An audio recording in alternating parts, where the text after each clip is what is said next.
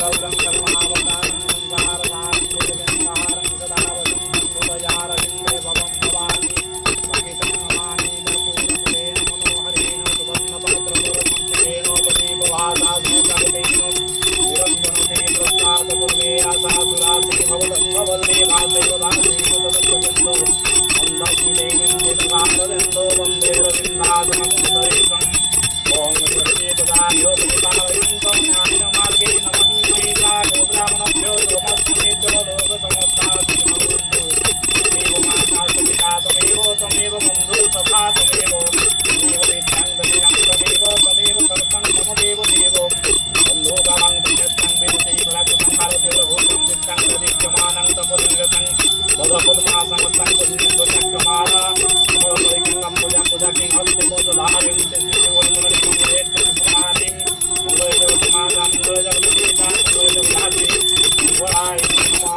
तपोतरुणारविन्दे कर्पूराग्नि समर्पयामि। ओम श्री मंगलाय नमो नमः।